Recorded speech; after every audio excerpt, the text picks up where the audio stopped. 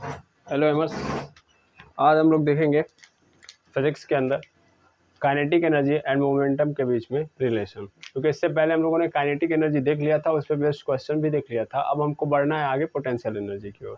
ठीक है, उससे पहले थोड़ा सा ब्रेक लगा के काइनेटिक एनर्जी और मोमेंटम को देख लेते हैं, ताकि फिर पोटेंशियल एनर्जी पे हम लोग आसानी से बढ़ते रहेंगे।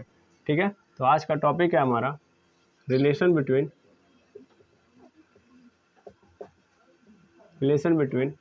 Kinetic energy and momentum. ठीक है, तो मोमेंटम एंड काइनेटिक एनर्जी के बीच में क्या रिलेशन होता है, कैसे, क्यों हम रिलेशन जानना चाहते हैं। सबसे पहली बात तो ये है भाई, ऐसे तो बहुत सारी क्वांटिटीज़ हैं, फिजिकल क्वांटिटी, लेकिन हम उनके बीच में रिलेशन नहीं देख रहे हैं, लेकिन हम काइनेटिक एनर्जी और मोमेंटम के बीच में रिलेशन देखना चाहते हैं। तो आधे से ज़्यादा लोगों का मत ये रहा है, क्योंकि फार्मूला दोनों लोगों का सेम लगभग है। काइनेटिक एनर्जी का फार्मूला आप देखोगे तो 1/2 mv² होता है, और मोमेंटम का फार्मूला देखोगे तो आप mv होता है। इसके पास भी दो ही क्वांटिटीज़ का यूज़ किया गया है, एक स्पीड एंड वेलोसिटी, इसके पास भी स्पीड और वेलोसिटी। ठीक है ना, sorry mass velocity, sorry that is my mistake, कि यहाँ पे मास है, ये मैं अपने लिए लिख रहा हूँ, ये वेलोसिटी है। ठीक है, तो मास और वेलोसिटी का यहाँ भी और यहाँ भी मास और वेलोसिटी का ही यूज किया गया। ठीक है, पहली बात तो ये है। दूसरी बात ये समझते हैं हम लोग कि मास वेलोसिटी यहाँ भी है, मास वेलोसिटी यहाँ भी है, क्या दोनों सेम चीज़ें करते हैं, मतलब दोनों सेम बात को बता रही होंगी, या दोनों फिजिकल क्वांटिटी सेम वैराइटीज़ को या सेम चीज़ को या सेम इंफॉर्मेशन को दे रही होंगी। तो सबसे पहले मोमेंटम को समझते हैं। मोमेंटम से हमें क्या पता चलता है? मोमेंटम से हमें ये पता चलता है कि कितना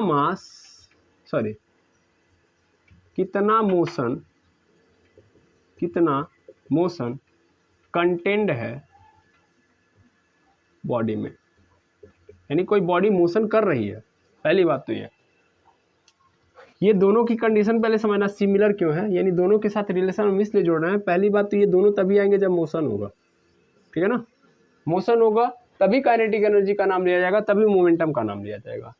ठीक है, और इसमें मोमेंटम जो बता रहा होगा ये बता रहा होगा कि एक बॉडी है, तो इस बॉडी के अंदर कितना क्या बोलते हैं, मोशन कंटेंट है, यानी कितना मोशन है इस बॉडी के अंदर। एम मास का कोई ऑब्जेक्ट है, तो ये एम मास का ऑब्जेक्ट किस टाइप कह रहा हूँ, कितना मोशन कर रहा है। मोमेंटम हमें ये बताता है कि एम मास का ऑब्जेक्ट कितना मोशन कर रहा है। ओके जी, तो काइनेटिक एनर्जी क्या बताता है? काइनेटिक एनर्जी ये बताता है कि ये इतना मोशन करने के लिए बॉडी को कितनी एनर्जी खर्च करनी पड़ेगी। ठीक है ना, या कितने एनर्जी की रिक्वायरमेंट है, ये रिक्वायरमेंट ऑफ एनर्जी बताता है।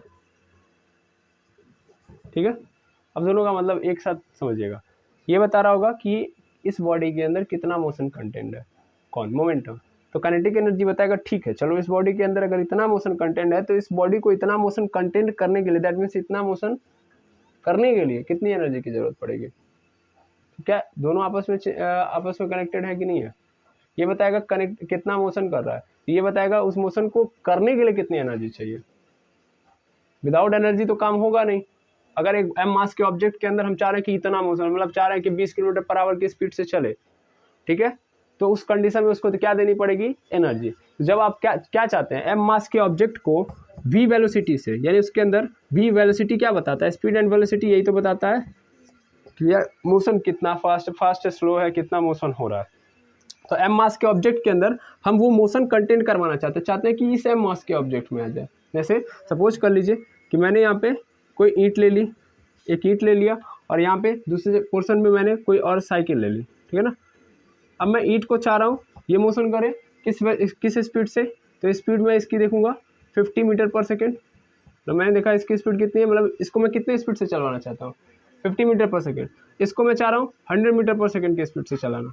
ठीक है, तो एक्चुअल में मैं क्या चाह रहा हूँ, पहली बात तो ईंट का जो मास होगा वो अलग होगा, साइकिल का जो मास होगा वो क्या होगा, अलग होगा, और मैं सबके अंदर अलग अलग टाइप की क्या चाहता हूँ, स्पीड कंटेंट करवाना या मोशन कंटेंट करवाना चाहता हूँ, है ना।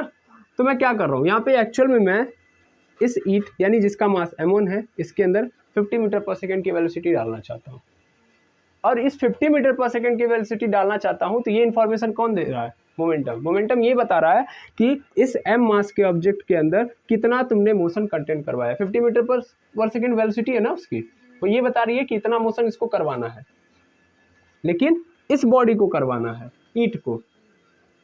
ठीक, तो ईट के लिए मोमेंटम अलग और साइकिल के लिए अलग, क्योंकि उसका मास क्या है? अलग। क्लियर है? अब अगर ईट के अंदर हम चाहते हैं कि इतना मोमेंटम आ जाए, तो ईट को कितनी एनर्जी देनी पड़ेगी, तो वो हमको काइनेटिक एनर्जी बताएगा।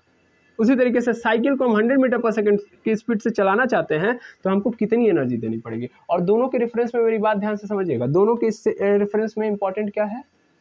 मास। तुम लोग के मन में अगर कंफ्यूजन है तो दोनों को मैं सेम स्पीड में डाल देता हूँ, दोनों को सेम स्पीड में डाल दिया। सेम स्पीड में मैं चाहता हूँ ईट भी 50 मीटर पर सेकंड की स्पीड से चले, साइकिल भी 50 मीटर पर सेकंड की स्पीड से चले। 50 मीटर पर सेकंड की स्पीड को मैं इसके अंदर, या मोशन को मैं इसके अंदर डालना चाहता हूँ, इसके अंदर भी डालना चाहता हूँ, तो क्या दोनों का मोमेंटम सेम होगा? बॉडी अलग अलग है तो मोमेंटम क्या होगा? अलग अलग, क्योंकि मास क्या है? अलग अलग। ठीक है ना? तो हर मास के अंदर अगर हम किसी वेलोसिटी को कंटेन करना चाहते हैं तो उसका मोमेंटम क्या होगा? अलग।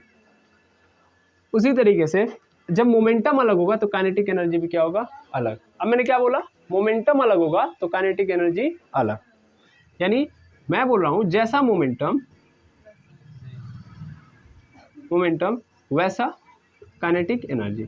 मोमेंटम ज़्यादा तो काइनेटिक एनर्जी ज़्यादा। मोमेंटम ज़्यादा का मतलब मैं चाह रहा हूँ कि एक बॉडी के अंदर ज़्यादा मोमेंटम आ जाए, यानी ज़्यादा मोशन हो, तो ज़्यादा मोशन का मतलब मैंने इससे पहले ही समझा हुआ है, ज़्यादा काइनेटिक एनर्जी की जरूरत पड़ेगी। हाँ या ना? क्या समझ में आ रहा है? तो कहीं ना कहीं रिलेशन चल रहा है ना, मोमेंटम पहले आएगा फिर काइनेटिक एनर्जी आएगा, और जैसा मोमेंटम वैसी काइनेटिक एनर्जी। तो ले दे के कहानी यही चल रही है, इनके बीच में कहीं ना कहीं रिलेशन है। ओके, अब देखो रिलेशन में डिफरेंशिएशन कहाँ से आ रहा है, मतलब कहाँ से डिफरेंस आ रहा है।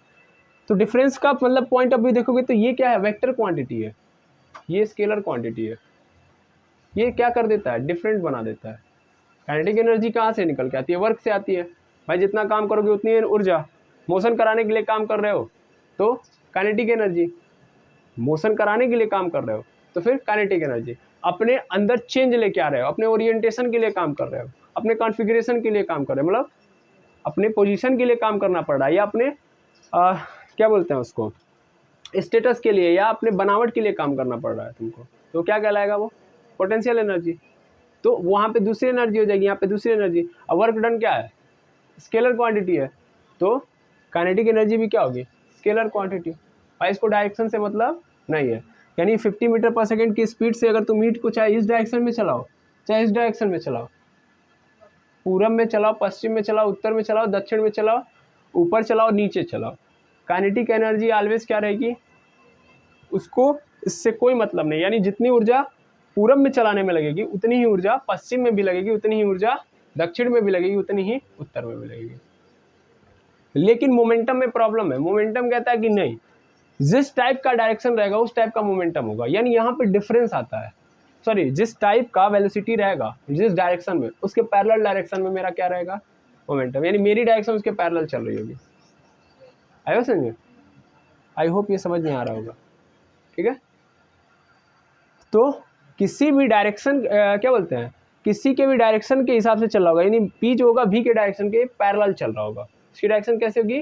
पैरेलल। पैरेलल मतलब उसी डायरेक्शन में, जिधर पी उधर भी, जिधर भी उधर पी। क्लियर है बात? हाँ, आई होप इतनी बात समझ में आ गई होगी। तो अब रिलेशन देखा जाए, है ना। मोमेंटम के बारे में इतना तो समझ ही गए होगे। मोमेंटम को थोड़ा सा और डिफाइन कर देते, क्योंकि काइनेटिक एनर्जी तो हम लोगों ने देखा ही था। तो इसके बारे में और देख लेते हैं कि क्या है। वेक्टर क्वांटिटी है, अभी जस्ट बताया हूँ। और ये क्या होता है, इसकी डायरेक्शन कैसे होती है?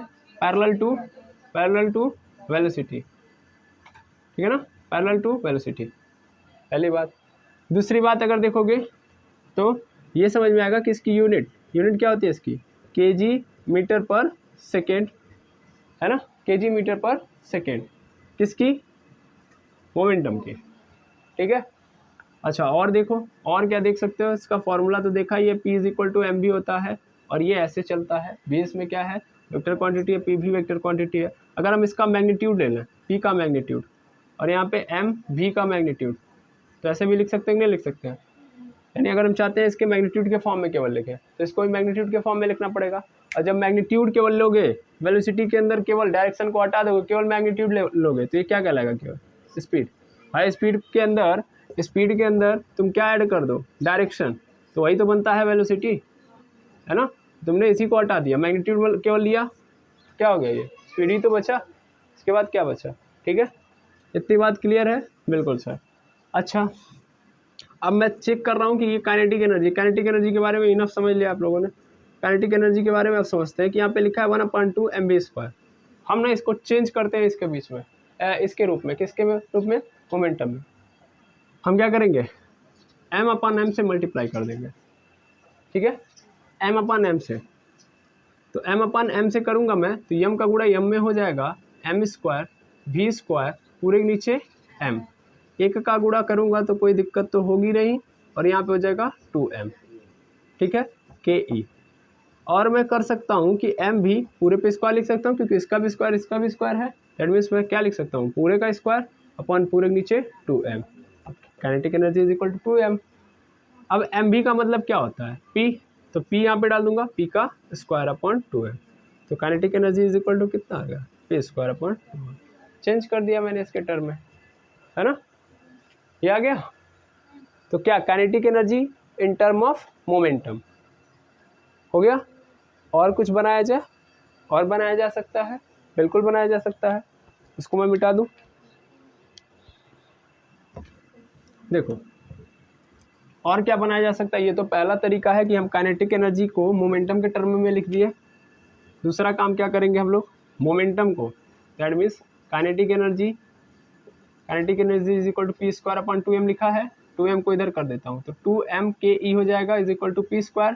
That implies p² is equal to क्या हो जाएगा? 2m k into E. Square हटाऊंगा, क्या चढ़ जाएगी? करड़े। तो यानी ये हो जाएगा p is equal to under root में 2m ke हो जाएगा। p is equal to 2m अंडर रूट में 2m ke। अब क्या मैंने निकाल दिया? या तो तुम यहाँ से भी ब्रेक कर सकते थे, p² is equal to 2m ke, है ना, या तो ये। तो यहाँ पे मैंने मोमेंटम का फॉर्मूला काइनेटिक एनर्जी के टर्म में डाल दिया।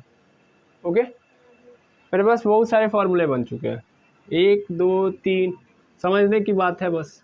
पहला तो यहाँ से निकल के आया था के इज इक्वल टू 1/2 mv², ये एक था ही था। p इज इक्वल टू क्या हो गया? mv, ये भी एक था ही था, है ना। और यहीं से हम लोगों ने ये सब निकाले हुए। ओके, तो आई होप यहाँ तक डेफिनेशन समझ में आ गया होगा। काइनेटिक एनर्जी और मोमेंटम के बीच में रिलेशन क्या है। डिफरेंस भी मैंने बता दिया कि वेक्टर है वो स्केलर है, ठीक है ना। वो डायरेक्शन पे काम करता है, वो डायरेक्शन पे काम नहीं करता है, ठीक है ना। वो उधर ही दिखाएगा, मतलब मोशन चेंज हो जाएगा जब वेलोसिटी चेंज होगी, मतलब मोमेंटम चेंज हो जाएगा, सॉरी, क्योंकि डायरेक्शन क्या हो गई? चेंज, है ना। तो हर डायरेक्शन में अलग अलग मोमेंटम होगा। ओके, ठीक है।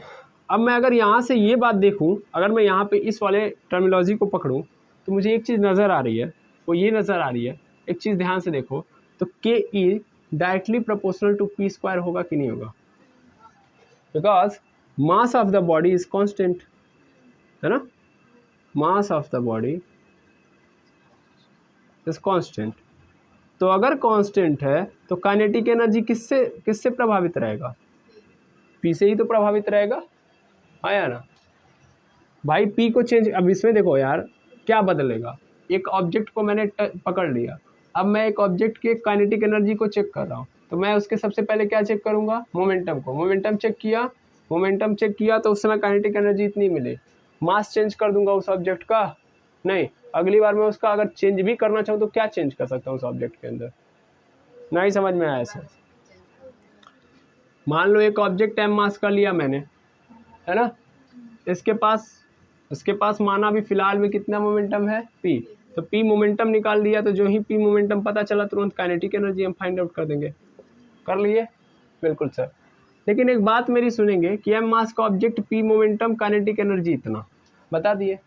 अब अगली बार मैं ऑब्जेक्ट के अंदर चेंज करना चाहता हूँ, दैट मीन्स मैं चाहता हूँ कि ये काइनेटिक एनर्जी ना रहे। ऐसे समझो, रिक्वायरमेंट मेरे पास, मतलब इस m मास के अंदर मैं p मोमेंटम के हिसाब से इतनी काइनेटिक एनर्जी लग रही है। मैं चाह रहा हूँ नहीं यार, मेरे पास इतनी काइनेटिक एनर्जी नहीं है, थोड़ा सा कम दे दूंगा मैं, तो क्या चेंज करूँगा इस ऑब्जेक्ट में? मास ही तो चेंज करूँगा। विदाउट मास के अलावा कुछ चेंज कर सकता हूँ? पर मास कभी चेंज ही नहीं होगा। Mass is constant of object. भाई ऑब्जेक्ट का मास हम चेंज कर ही नहीं सकते। किसको चेंज करेंगे? मोमेंटम को। अभी भी नहीं समझ में आया। मान लो m मास का ऑब्जेक्ट, स्पीड में 20 मीटर पर सेकेंड रख रहा हूँ, ठीक है ना, 20 मीटर पर सेकेंड। चलो और आसान कर लेते हैं, 5 kg कर लिया, 5 kg कर लिया। अब अच्छे से सुनना, 5 kg का मास 20 मीटर पर सेकेंड की वेलोसिटी देना चाहता हूँ, यानी इसके अंदर इतना मोशन कंटेंट करवाना चाहता हूँ। ओके, तो मोमेंटम कितना होगा? 5 दूना 10, कितना हो गया? 100 हो गया। 20 25 100 होता है ना, तो 100 हो गया इसका मोमेंटम, 100 kg मीटर पर सेकेंड। तो अगर मैं चाहता हूं कि 100 kg मीटर पर सेकेंड इसके अंदर मोमेंटम आए, तो कितनी काइनेटिक एनर्जी